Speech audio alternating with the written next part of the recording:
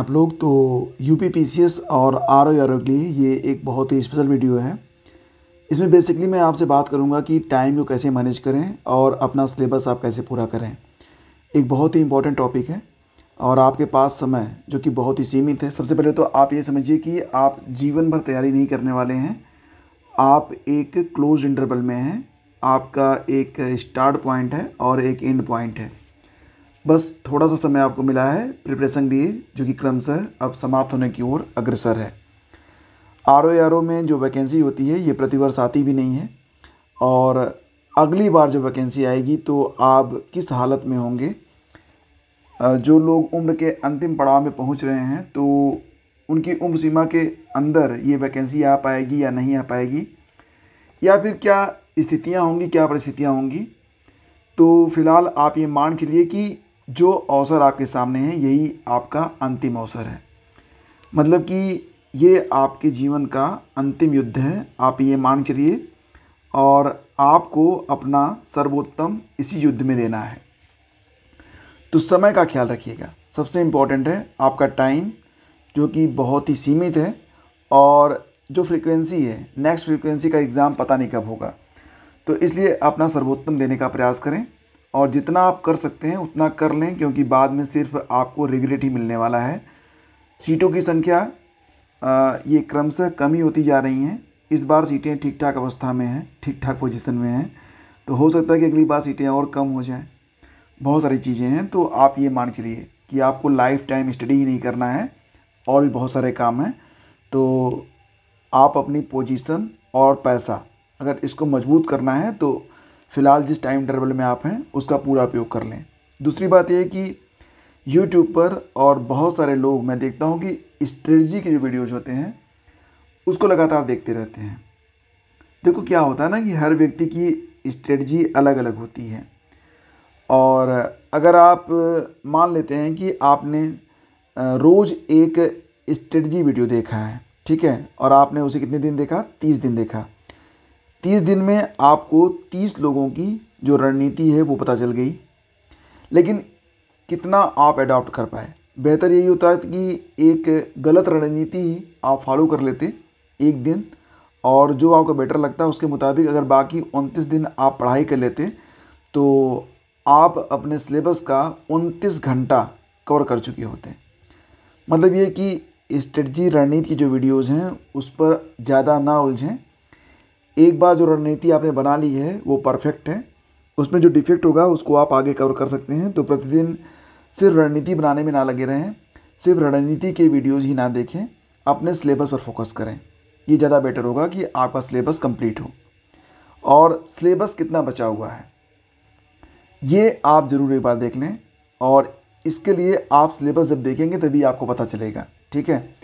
और सबसे बेहतर तो ये होगा कि अभी हाल ही में जो परीक्षाएं हो रही हैं उनको भी देखें, और जिस परीक्षा में आप शामिल हो रहे हैं उस परीक्षा का जो पिछले साल का क्वेश्चन पेपर है, लिस्ट कम से कम 5 साल का जो क्वेश्चन पेपर है उसको तो आप बिल्कुल रट ही डालें तो बेहतर होगा, ठीक है। जैसे कि अगर आप आरओ की तैयारी कर रहे हैं तो यूपीपीसीएस और आरओ दोनों के जो क्वेश्चन पेपर हैं पिछले 5 सालों में, 6 सालों में जो परीक्षा हुई है उसको रट लें, लेकिन उसके पहले के जो प्रश्न हैं उसको भी हल ज़रूर करें। वैसे भी आपको 2018 के बाद का जो पैटर्न है उसको देखते हुए बाकी 2018, 19, 20, 21, 22, 23 जो भी आपको पेपर मिल रहे हैं उनको आप अच्छे से कर लें।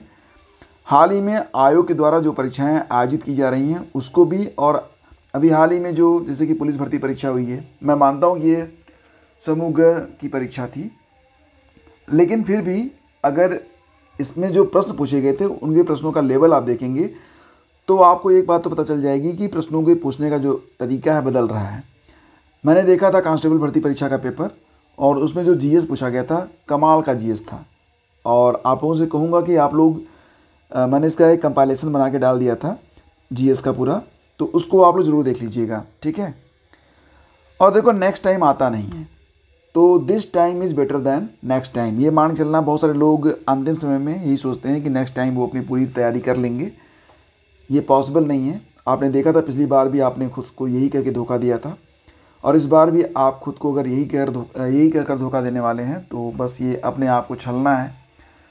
बहुत सारे लोग आपसे बहुत ही बुरी परिस्थिति में हैं, लेकिन फिर भी वो लड़ रहे हैं, मेहनत कर रहे हैं आगे बढ़ने के लिए और आपसे ज़्यादा मेहनत कर रहे हैं। तो आपको उनसे ज़्यादा मेहनत करना है। अगर इतना नहीं सोच पा रहे हैं तो फिर सब कुछ व्यर्थ ही जाने वाला है। देखो, एग्ज़ाम में क्या होता है ना कि सबसे ज़रूरी होती है मन की शांति। आपका जो मन है ना वो शांत होना चाहिए, सिर्फ एक लक्ष्य की ओर। कहा गया है ना कि अगर आपको जैसे होता है ना कि जब एक धनुर्धर जो होता है वो जब धनुष बाण से निशाना लगाता है तो अपनी सांसों को भी रोक लेता है। कहने का मतलब यहाँ पर ये है कि वर्तमान समय में कुछ टाइम के लिए, मतलब एक निश्चित टाइम इंटरवल के लिए, आप कुछ लोगों को जो कि आपको डिस्टर्ब करते हैं, कुछ समस्याओं को जो कि आपको परेशान करती हैं, इनको आप टोटली इग्नोर कर दें, देखना सुनना समझना बंद कर दें। क्योंकि बेसिकली ऐसे लोगों को और ऐसी समस्याओं को हल करने के लिए आपके पास दो चीज़ें चाहिए। एक तो है कि आपके पास पैसा होना चाहिए, दूसरी बात आपके पास पावर होना चाहिए। तो वर्तमान समय में अगर आपके पास पैसा और पावर है तो नौकरी की ज़रूरत ही नहीं है, लेकिन नहीं है तो पहले आप पैसा और पावर को हासिल करें और तब इनकी ओर आप देखें। तो लोगों को और समस्याओं को कुछ समय के लिए इग्नोर करें। अपने संसाधनों को सीमित रखें। बहुत ज़्यादा संसाधन हमेशा मन को अशांत बनाएंगे। तो बहुत ज़्यादा पार्टीज़ में जाना, बहुत ज़्यादा दोस्तों से संपर्क रखना और बहुत ज़्यादा लोगों की हेल्प करना, या फिर आपने पढ़ने के लिए बहुत सारी किताबें रख रखी हैं, इनको सॉर्ट आउट करिए। 1-2 दिन का समय देकर इनको सॉर्ट आउट करिए।